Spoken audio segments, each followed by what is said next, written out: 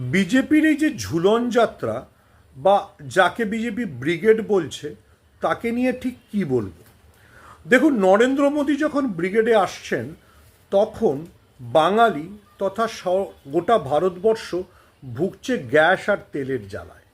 Gas আর তেল কবে সরবরাহ স্বাভাবিক হবে তা আমরা কেউ জানি না। যদিও শেষ পর্যন্ত জয়শঙ্কর ইরানের বিদেশমন্ত্রীকে ফোন করার পর ইরান হরমুজ প্রণালী দিয়ে ভারতের তেল বা গ্যাস আনতে দেবে বলে জানা গেছে। সেটাও কিন্তু নরেন্দ্র মোদী বা জয়শঙ্কর বা তাদের হিন্দুত্ববাদী রাজনীতির পক্ষে যথেষ্টই লজ্জার বিষয়।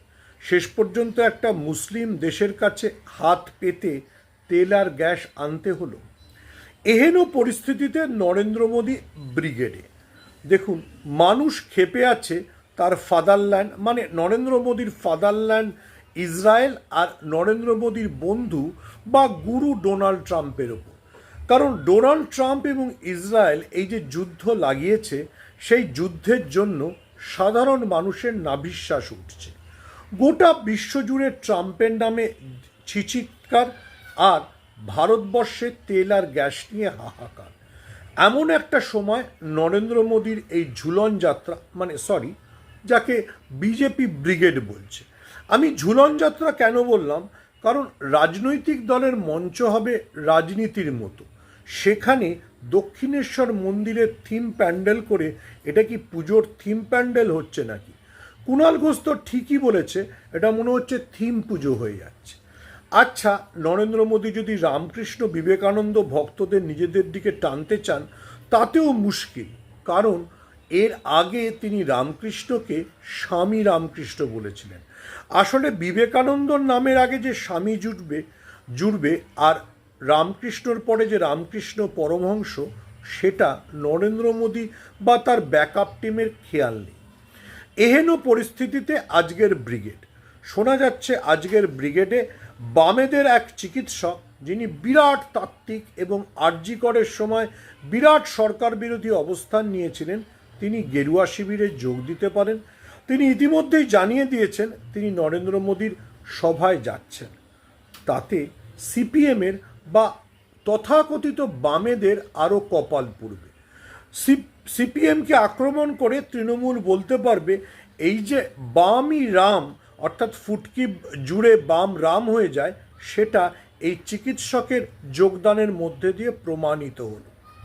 সত্যি তো, আরজি করের সময় যারা মহান বিপ্লবী, মহান তাত্ত্বিক লেনিন এবং স্টালিন ছাড়া কথা বলতেন না, তারা শেষ পর্যন্ত যদি সাভারকারের স্মরণ নেন, তাহলে সিপিএম নিজের মুখ লুকোবে কোথায়?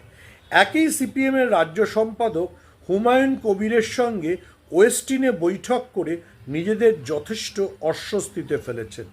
যে ওয়েস্টিনে বিজেপির নেতারা ওঠেন, যে ওয়েস্টিনে নির্বাচন কমিশনার ওঠেন, সেখানে কেন বৈঠক? এই নিয়ে ইতিমধ্যেই সবাই প্রশ্ন তুলেছেন অভিষেক বন্দ্যোপাধ্যায়ও। ওয়েস্টিনের তাৎপর্য বিজেপির কাছে কি? যাই হোক, ওয়েস্টিন এবং সিপিএম মনোভাবাপন্ন বিরাট বিপ্লবী চিকিৎসক ছাড়া নরেন্দ্র মোদী আজকে বাঙালিকে ঠিক কী দেবে? দেখুন, গত এক বছর ধরে বাঙালি যথেষ্ট হেনস্থা হয়েছে। বাংলা বললেই মার, বাংলা বললেই বাংলাদেশি, রোহিঙ্গা বলে তাদের জেলে পোড়া, তাদের অত্যাচার করা, বিজেপি শাসিত রাজ্যগুলিতে বাঙালিকে হেনস্থা করা, এই সব নিত্যনৈমিত্তিক ঘটনা। সোনালী খাতুনকে সীমান্ত পেরিয়ে বাংলাদেশে পাঠিয়ে দেওয়া এবং তারপর অভিষেক বন্দ্যোপাধ্যায়দের চেষ্টায় তাকে ফেরত আনা আমরা সবাই দেখেছি। ফলে বাঙালি মুসলমান বিজেপিকে আর কোনো মতেই বিশ্বাস করবে না। বাংলার মুসলমানরা আর বিজেপির দিকে তাকানো উচিত নয়, যতই শুভেন্দু অধিকারী রাষ্ট্রবাদী শব্দটব্দগুলো ব্যবহার করুন। তাহলে পড়ে থাকলো হিন্দু বা অন্য সম্প্রদায়ের মানুষরা। কিন্তু মতুয়াদের যে ভোগান্তি ফেস করতে হয়েছে, সারের জন্য মতুয়াদের যে ধরনের বিড়ম্বনার মধ্যে দিয়ে যেতে হয়েছে, তারপরে মতুয়ারাও কি নরেন্দ্র মোদীকে আর নিজেদের আস্থা বা ভরসার স্থল বলে মনে করে? সংশয় আছে। মতুয়া গড়ে ফাটল লম্বা হচ্ছে, দেখাও যাচ্ছে খুব খুব খুব পরিষ্কারভাবে। ফলে মতুয়াদের নিয়েও বিজেপির চিন্তা রয়েছে। দেখুন, বিজেপির শক্ত গড় উত্তরবঙ্গ, সেখানে বিজেপির শক্ত গড় তো রয়েছে, কিন্তু যেভাবে রাজবংশী থেকে শুরু করে মতুয়াদের সারের নামে নোটিশ ধরানো হয়েছে, এনআরসির নোটিশ ধরানো হয়েছে, তাতে আজকের সভা থেকে নরেন্দ্র মোদীর কাছে সবাই একটা সুস্পষ্ট কিছু আশা করবে, কিন্তু নরেন্দ্র মোদী কি সেটা দিতে পারবেন? ভুলে যাবেন না, নরেন্দ্র মোদী এর আগে বাঙালিকে যথেষ্ট বিড়ম্বনায় ফেলেছেন, বঙ্কিমচন্দ্রকে বঙ্কিম দা বলে কিংবা রবীন্দ্রনাথ সান্যাল বলে। ফলে বাঙালিকে যে তিনি চেনেন না এটা পরিষ্কার। আজকে নরেন্দ্র মোদী তাহলে বাঙালিকে ঠিক কি দিয়ে যাবে?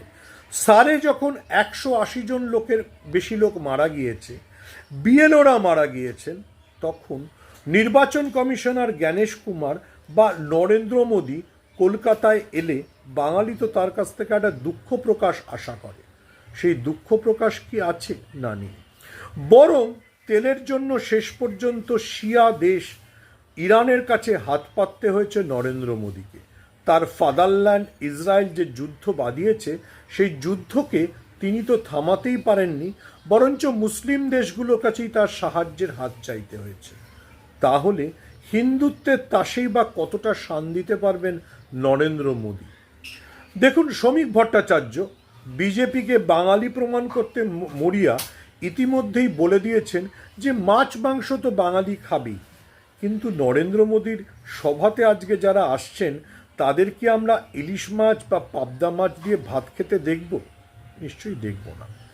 যে ব্রিগেডে এর আগে চিকেন প্যাটিস বিক্রির জন্য একজনকে হেনস্থা করা হয়েছিল, সেই ব্রিগেডে আজ নরেন্দ্র মোদী নিজেকে কতটা অসাম্প্রদায়িক ধর্মনিরপেক্ষ প্রমাণ করতে পারবেন? সম্ভবত পারবেন না, চেষ্টাও নেই। যদি তাই হয়, তাহলে নিজেকে হিন্দু হৃদয় সম্রাটই বা কতটা প্রমাণ করতে পারবেন সারের লাইনে শয়ে শয়ে বাঙালি হিন্দুকে দাঁড় করিয়ে দেওয়ার পর? বাঙালি হিন্দু উদ্বাস্তু আর নরেন্দ্র মোদীকে বিশ্বাস করে না, তাহলে ব্রিগেড থেকে পাওনা কি আছে? যদি কংগ্রেসের ওই অবাঙালি কাউন্সিলর আজকে বিজেপির ঝান্ডা হাতে তুলে নেয়, তাহলেও অবাক হওয়ার কিছু নেই।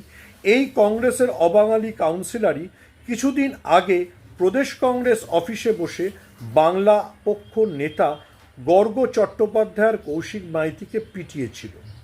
তখনও আমরা প্রতিবাদে সোচ্চার হয়েছিলাম এবং বলেছিলাম কংগ্রেসের এই সব অবাঙালি মুখ আসলে বিজেপি।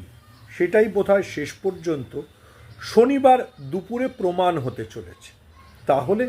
তাহলে বিজেপির এই ঝুলন যাত্রা থেকে বাঙালিরই বা কী প্রাপ্তি, ব্রিগেডেরই বা কী প্রাপ্তি, আর বিজেপিরই বা কী প্রাপ্তি?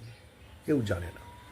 সত্যি কথা বলতে গেলে নরেন্দ্র মোদীর সভার জন্য যত কোটি টাকা খরচ হচ্ছে, তত কোটি ভোট বিজেপি পাবে কিনা তাও জানি না।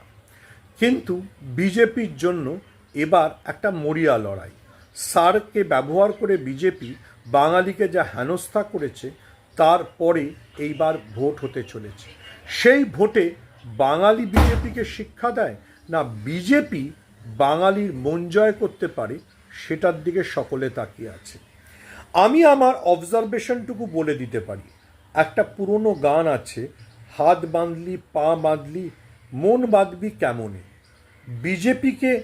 বিজেপি যত বাঙালিকে অত্যাচার করেছে, বাঙালির মন তত বিজেপির থেকে সরে গিয়েছে, এবং তৃণমূলের অভিযোগটা প্রমাণিত হয়েছে যে বিজেপি একটা বহিরাগতদের দল।